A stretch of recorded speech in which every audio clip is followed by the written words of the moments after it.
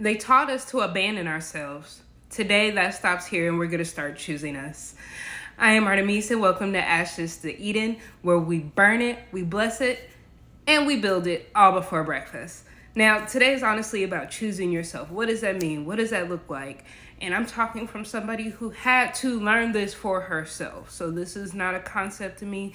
These are things I had to learn to implement, and I am still working on implementing every day because this is a lifelong journey. Choosing yourself is something you are doing on a daily basis. This is all the times you would have normally said yes, where your understanding was for you is saying no. And that's easier said than done. Now, I'm in my late 30s. And our generation, we are the Disney princess generation where some prince is going to save you. We are the workaholic generation where they taught us if you work hard enough, if you keep showing up, things are going to pan out. Even if it hurts, it's okay.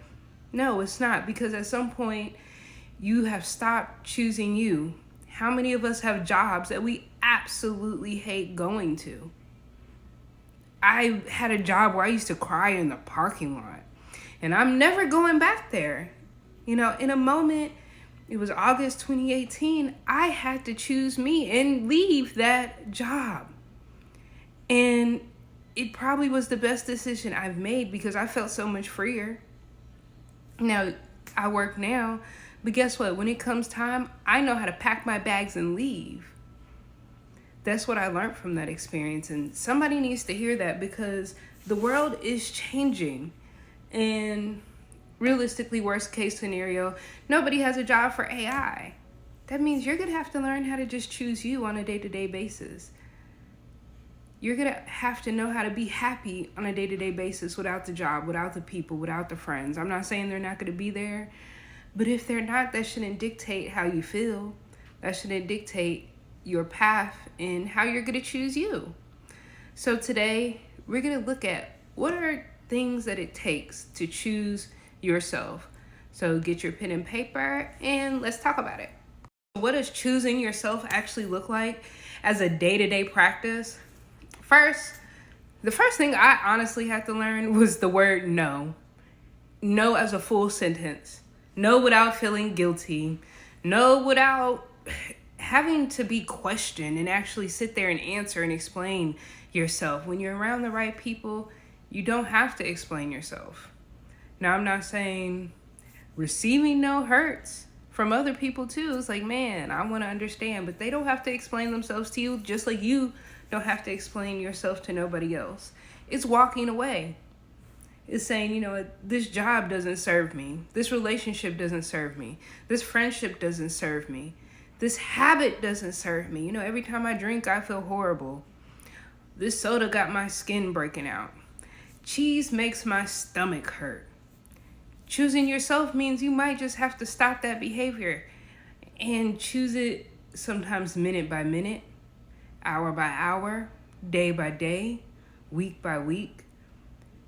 I'm not going to sit here and say those first steps are kind of painful. They're scary and they're going to test you. So something you'll realize is anytime you set an intention for something, distraction, destruction, stress, something is coming to test that. When you're choosing peace, you only have peace after you understand there was a war. You don't get peace by not going through anything, because if you've never gone through anything, is it really peaceful? But you do have to protect your peace. You know, Proverbs 4:23 says, guard your heart. What does guarding your heart mean? It means you're protecting your peace. You're standing on your boundaries. Now, something we don't talk about enough in choosing yourself is choosing risk. If you're in a comfort zone, if it's always safe, you're probably in the wrong place. You're probably at some point not choosing yourself, not choosing your future self. You might be choosing your past self, your past trauma, your past issues a lot of times when you're stagnant, when you're standing still, when you're not actually doing anything risky. So we don't want to get stuck there. And then sometimes you have to understand spending time alone isn't the worst thing in the world. Now, there's a difference between alone time and just pure isolation.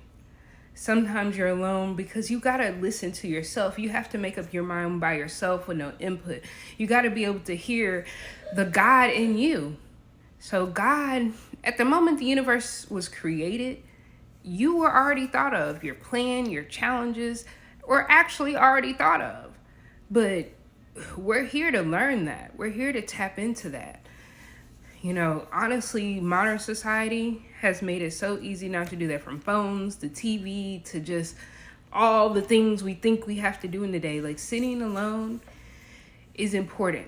And understanding, this is a huge lesson. We're going to have a whole video on this one. Understand the difference between silence, stillness, and just straight up ignoring. Because your attitude during the process and your understanding and your firmness in yourself in that alone time, in that stillness, is different than silence. It's different than ignoring part of yourself or being ignored by somebody else. And then the biggest part of choosing yourself is choosing not to abandon yourself. A lot of us have abandonment wounds, just to be honest. A lot of us detach from people really quickly because we're scared they'll detach first. I don't know about y'all, but dating is interesting around here. You know, because everybody's dealing with their own trauma, their own crap, their own past. And in those moments, I used to abandon myself.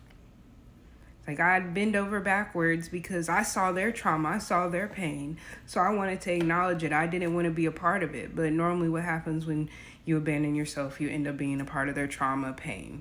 You end up hurting them and yourself because you didn't listen to yourself. You abandon yourself first. And if you abandon you, you'll abandon everybody else. And most importantly, in all things, have a relationship with God, whatever that means for you. I'm not going to sit here and tell you have to be a Christian. You don't have to be a Muslim. You have to define what God is and who that is for you. But here we use the Bible.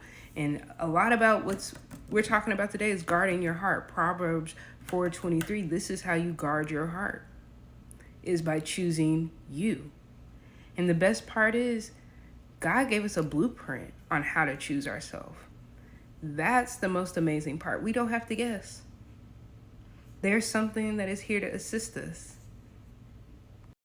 Favorite system for choosing myself and understanding what I needed was astrology. But here we talk about astrology, we talk about human design, we talk about numerology, but it even tells you in the Bible, everything is connected, as above, so below. Okay? And I understand, how do you believe in the Bible and believe in astrology? It says He created the sun and the moon to know what time it is. When you start studying astrology, it is about understanding the cycles of life. God is consistent.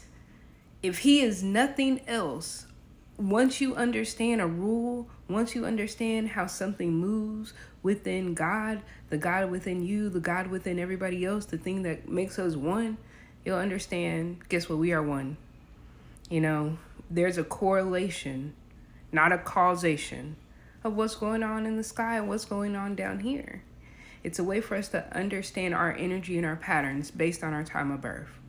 Because you're going to follow your sun when you choose yourself. You're going to honor your moon, honor your emotions when you're choosing yourself. You're going to respect Saturn's boundaries in your life when you're choosing yourself. And then you're going to understand that you're walking towards your North Node. A teacher once told me your North Node is like your GPS. That's the direction you're going.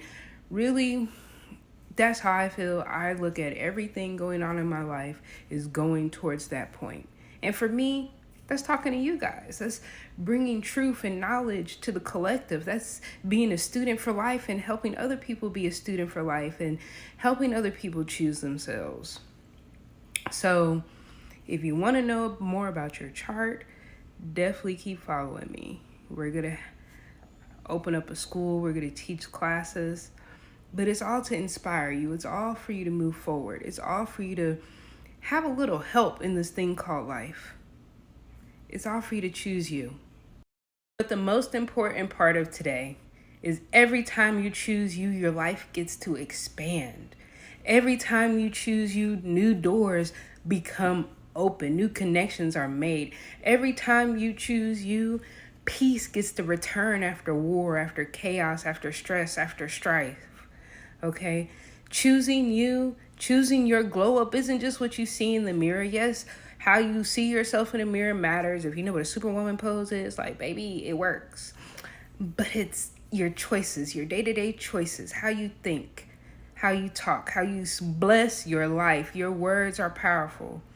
We're going to talk a lot about etymology, like everything, y'all. Because words will kill you, but they'll build you. So, in this moment, if you made it this far in a video, choose to have a wonderful day. And go commit to one thing that you're going to start doing to choose yourself that you're not currently doing. And as soon as I said that, you got convicted about something. That's the thing I want you to do. Just wake up tomorrow and say, today I choose me. I choose to, whatever it is, say no when so-and-so calls. I choose to honor my free time.